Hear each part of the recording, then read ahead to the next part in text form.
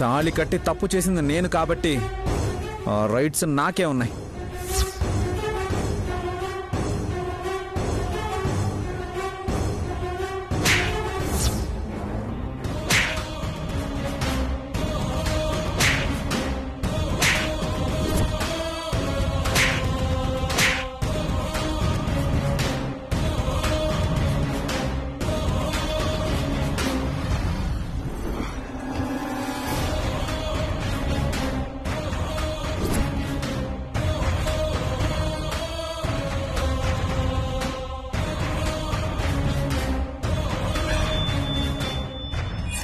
భార్య చాటు భర్త అంటే అది చిన్నతనం కాదు.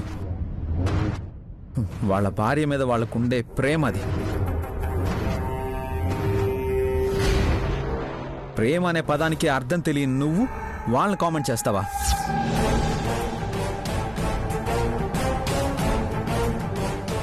నీ నోరు లేచినప్పుడల్లా నా చెయ్యి ఇలాగే లేస్తుంది. పో అవతలకి.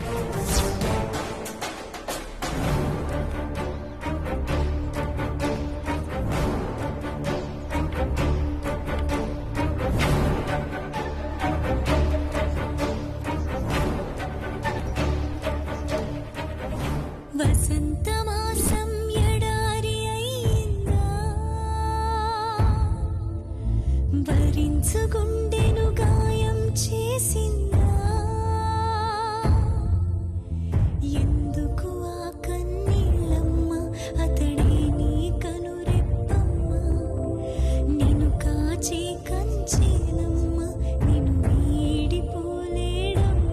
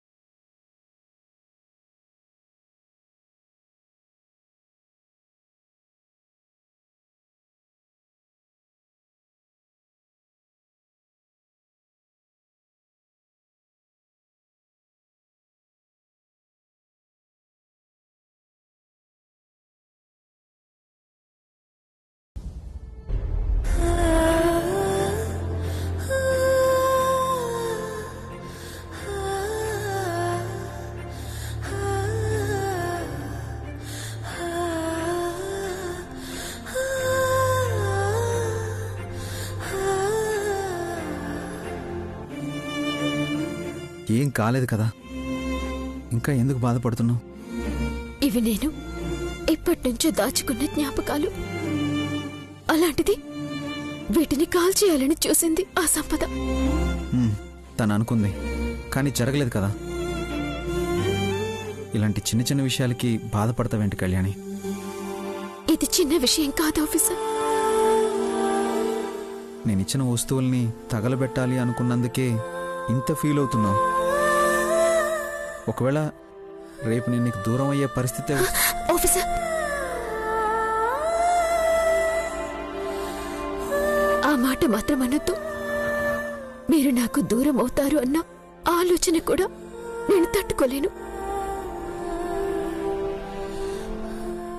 నాకు మీరు కావాలి, కన్నయ్య కావాలి. మీరిద్దరూ ఉంటే ఈ లోకంలో నాకింకేమీ అవసరం లేదు. మాట వరుస కన్నాను కళ్యాణి. తమాషాకి కూడా మీరా మాట అనొద్దు. మీకు దగ్గరగా ఉంటే నాకు ఆనందం, మీకు దూరంగా ఉండే ప్రతి క్షణం నాకు నరకం. నాకు మిమ్మల్ని దూరం చెయ్యాలి అని చూస్తున్న ఆ సంపదని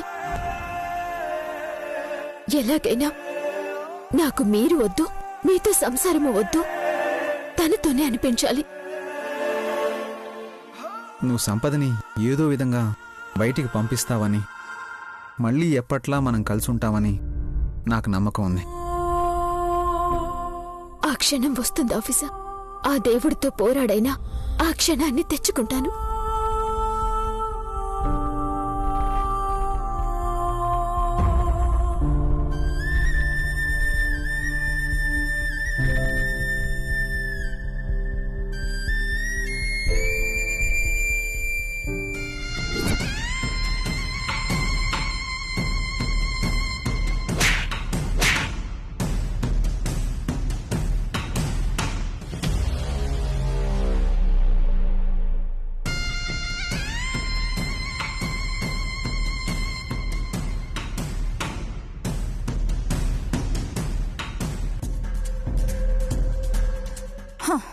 నువ్వేం చేస్తున్నావో నాకైతే అర్థం కావట్లేదు.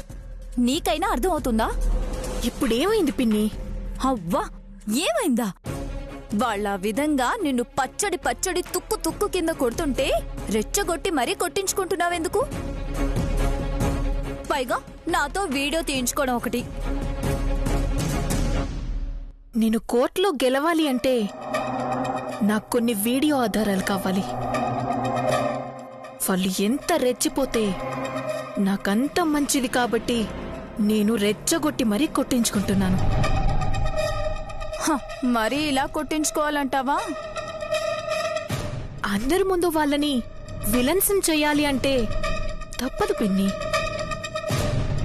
దానివల్ల మనకి 2 ఉపయోగాలు. ఒకటి, నేను వెంటనే మీ తమ్ముడితో పారిపోను. అదేంటి మళ్ళీ మాట మారుస్తున్నావు? మాటే మారిందా లేక మనసు కూడా మారుతుందా? చిచ్చా, అదేం లేదు. నగలతో సిద్ధు పారిపోయినా నాకేం తెలియని దానిలాగా నేనిక్కడే ఉంటాను. ఈ వీడియోలతో కోర్టులో అందర్నీ ఇరికించి ఒక ఆట ఆడుకుంటాను. ఓహో, అలా స్కెచ్ మార్చావన్నమాట. మరి నన్ను ఇంతగా ఆడించిన వాళ్ళకి నేనంటే తెలియాలి కదా. అంతా బానే ఉంది కానీ నాకు డౌట్ సంపదా. ఏంటది? ఇవన్నీ చూశాక జడ్జి గారు నీకు పూర్తి సెక్యూరిటీ ఇచ్చి నువ్విక్కడే ఉండిపోవాలి అంటారేమో కదా. తీర్పు కోసం నేను ఆగేది వాళ్ళని ఏడిపించడం కోసం. డబ్బు వచ్చాక, కళ్యాణి మీద పూర్తిగా గెలిచాక అందరూ ఏడుస్తుంటే నేను మాత్రం దర్జాగా మీ తమ్ముడితో వెళ్ళిపోయి ఏ ఫారెన్లోనో సెటిల్ అవుతాను. ఎప్పుడు మీ గురించి మీరే మాట్లాడుకుంటారు గాని నా గురించి ఎవరు మాట్లాడరే? నీ వాటా నీకు అందుతుంది. దాంతో నువ్విక్కడే ఎంజాయ్ చేయి.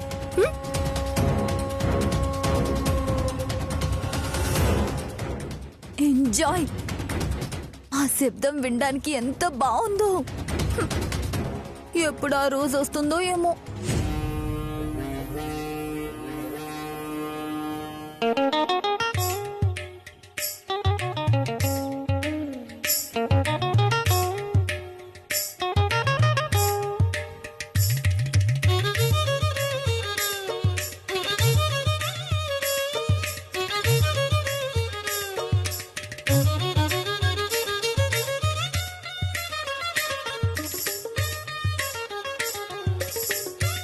సారీ.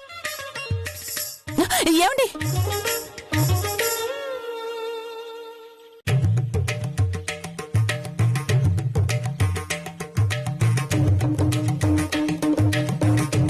ఏంటిది? మనగదేనా? మల్లెపూలు కనిపిస్తే కంగారుగా వేరే వాళ్ళ గదిలోకి వచ్చానేమోనని వెళ్తున్నాను. మీకోసమే అందంగా ముస్తాబవుతున్నాను. ఎందుకో చాలా రోజుల తర్వాత మా ఆవిడలా కనిపిస్తోంది. ఏంటి విశేషం? అది ఆ, మీరు మీరు తండ్రి కాబోతున్నారు.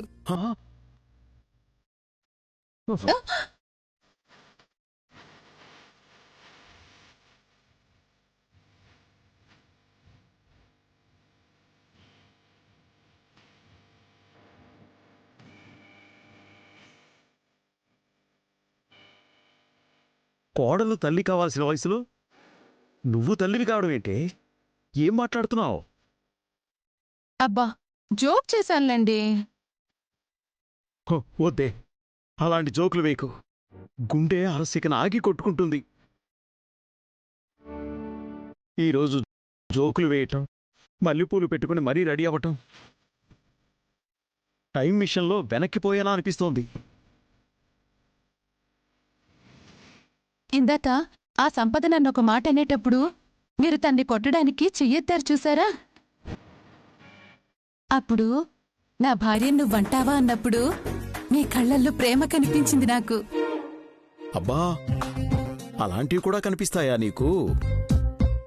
ఏంటండి, మిమ్మల్ని మీ ప్రేమని అర్థం చేసుకోవడం కూడా తప్పేనా? నువ్వు నా భార్యవే.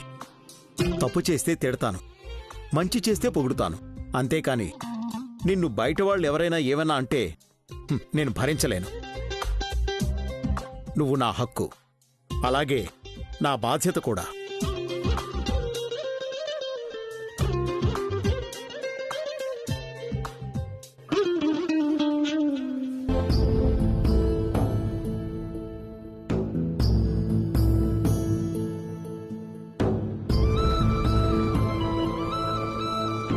అమ్మా, కళ్యాణమ్మకి ఆ పట్టుబట్టలు కొంటే అయిపోయేది కదమ్మా, మీరిట కష్టపడ్డం ఎందుకు? లేదులే బాజీ, ఇది కష్టం కాదు.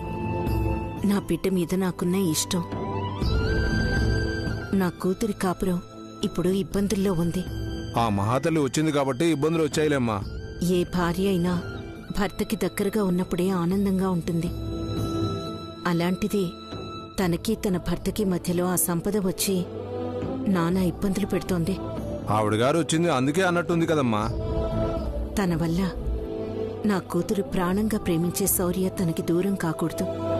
అందుకే నేనే స్వయంగా బట్టలు నేస్తున్నాను.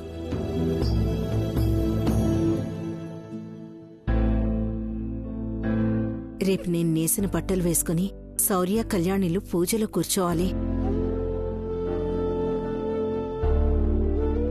ఇదంతా మీరు ఆమెవరో వచ్చి చెప్పిందని చేస్తున్నారు కదమ్మా. అవును బాజీ. నాకెందుకో ఆమె చెప్పింది నచ్చలేదమ్మా. అదేంటి బాజీ, ఆమె చెప్పింది అంటే సాక్షాత్తు అమ్మవారే చెప్పినట్టు జనం నమ్ముతారు కదా. రాములూరికి నగలో నట్రా అలంకరించమని చెప్పడం ఏంటమ్మా? రాములూరికి సీతమ్మ తల్లికి బంగారం మీద ఆశ ఉండదు కదమ్మా. భద్రాచలంలో సీతమ్మ తల్లికి కూడా ఆ భక్త రామదాస్ గారు భక్తితో చేయించిన నగలు అలంకరిస్తారు గాని అమ్మవారు రాములోరు అడిగారని కాదు కదమ్మా. లక్ష్మీ స్వరూపమే సీతమ్మ, ఆ విష్ణు స్వరూపమే రామయ్య. కష్టాలకు ఎదురేది కలిసున్న పుణ్య దంపతులు. ఆ ఇద్దరికీ కళ్యాణం జరిపిస్తే పుణ్యం వస్తుంది, నా బిడ్డకి మంచి జరుగుతుంది అన్న ఆలోచన తప్ప ఆమె చెప్పింది కాబట్టి బంగారం అలంకరించాలి అని కాదు. అమ్మా,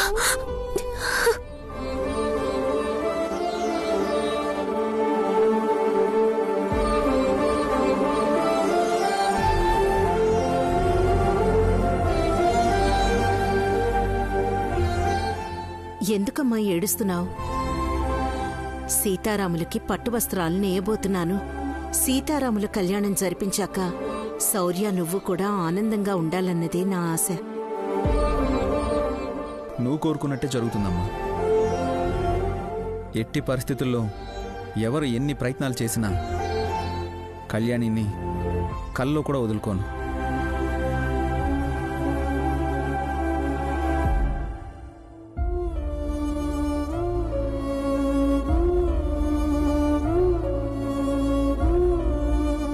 అమ్మా, నువ్వొక్కదానివి కష్టపడ్డం ఎందుకమ్మా?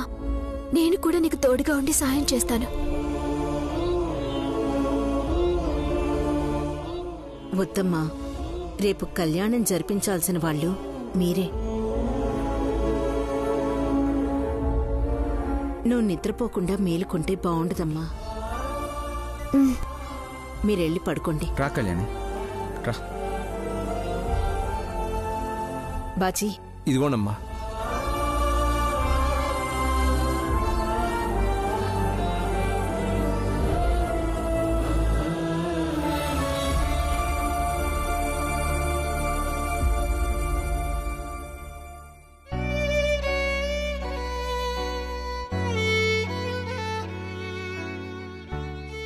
ఏంటి శివ చూస్తున్నావు?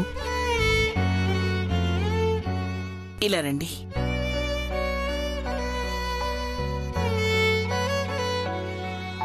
అటు చూడండి.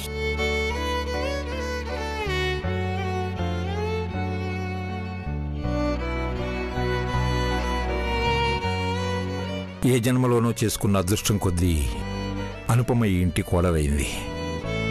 అవునండి, అనుపమ ఈ ఇంటి దేవత. కళ్యాణి తన కడుపును పుట్టకపోయినా, నవమాసాలు మోసి తనని కనకపోయినా గుండెల్లో పెట్టుకుని చూసుకుంటుంది. కళ్యాణి జీవితం బాగుండాలని సీతారాముల కళ్యాణానికి తనే స్వయంగా పట్టుబట్టలు నేస్తుంది. ఆ దేవుడు కూడా చూడు,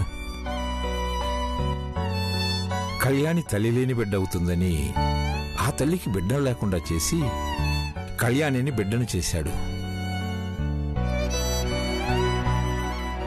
తనకు తల్లి లేని లోటు, అనుపమకు బిడ్డలు లేని లోటు లేకుండా చేశాడు.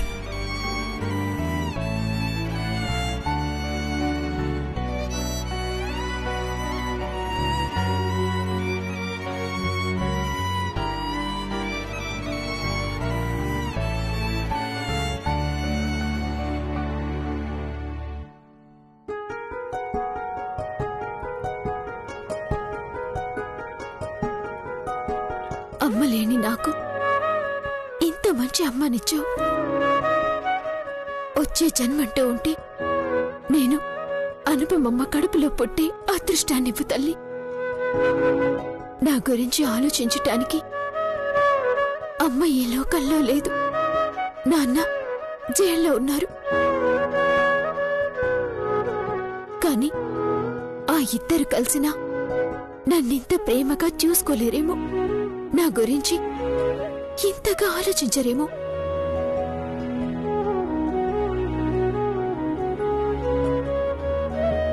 కళ్యాణి, ఏమైంది? అనుపమమ్మ నా మీద చూపిస్తున్న ప్రేమకి తన కడుపున ఎందుకు పుట్టలేదని బాధేస్తుంది ఆఫీసర్. అందుకే వచ్చే జన్మలోనైనా అనుపమమ్మ బిడ్డగా నన్ను పుట్టించమని వేడుకుంటున్నాను. నువ్వు అప్లికేషన్ పెట్టుకోవడం పూర్తయితే దేవుడికి నేను ఒక అప్లికేషన్ పెట్టుకోవాలి. ఏమని? వచ్చే జన్మలోనే కాదు, ప్రతి జన్మలోనూ నువ్వే నా భార్య కావాలి. ఈ జన్మలో చేసిన తప్పు మళ్ళీ చేయకుండా నీ కంట్లో కన్నీళ్లు రానివ్వకుండా చూసుకునే అదృష్టాన్ని ఇవ్వమని అడగాలి. నీ కళ్ళలోకి చూసిన ప్రతిసారి నా వల్ల కార్చిన కన్నీళ్లు నన్ను ప్రశ్నిస్తూనే ఉంటాయి. వాటికి నేనెప్పుడు సమాధానం చెప్పలేకపోతున్నాను. అందుకే ఇలా సమాధానం చెప్పుకోలేని భర్తగా కాకుండా మంచి భర్తగా ఉండిపోవాలి. వచ్చే జన్మలోనైనా ఆ కోరిక దేవుడు తీర్చాలి. కష్టం తెలియని ఒంటికి, కన్నీళ్లు తెలియని కంటికి విలువండదు ఆఫీసర్. ఆ రోజు ఆ కన్నీళ్లే ఈ రోజున మీకు నన్ను ఇంత దగ్గర చేశాయి. జరిగిన దాని గురించి వదిలేసి రేపు జరగబోయే పూజ ఏ ఆటంకమూ లేకుండా జరగాలని కోరుకోండి. అందులో నీకెలాంటి అనుమానం వద్దు. హ్యాపీగా ఏ ఆటంకం లేకుండా జరిగిపోతుంది. చూడు.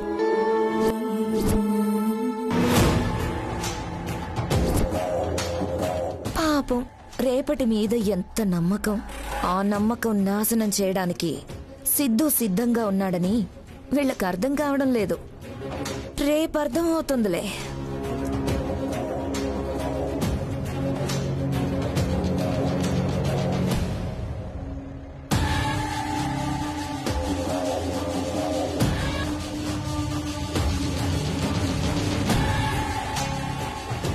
పిన్ని ఒకసారి నీ ఫోన్ ఇవ్వు పిన్ని, సిద్ధు కాల్ చేయాలి. అమ్మో, నా ఫోనా?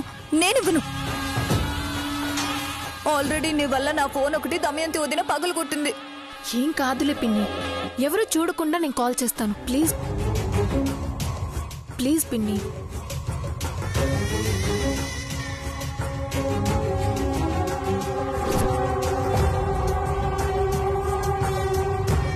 సంపద, ఆ దమయంతి వదిన కంట పడకుండా తొందరగా మాట్లాడివ్వు.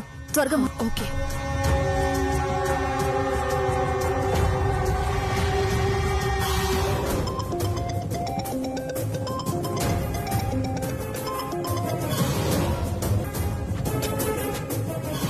సిద్ధు, చెప్పు శామ్, అక్కడంతా ఓకే కదా? అన్నీ అనుకున్నట్లే జరుగుతాయి. నేను కళ్యాణంలో ఉంటాను. నువ్వు అత్తయ్య పూజ మొదలైన 1 గంట తర్వాత రండి. అలాగే శామ్. ముందే వస్తే రిస్క్. కళ్యాణం మొదలయ్యాక వస్తే ఎవరి హడావిల్లో వాళ్ళుంటారు.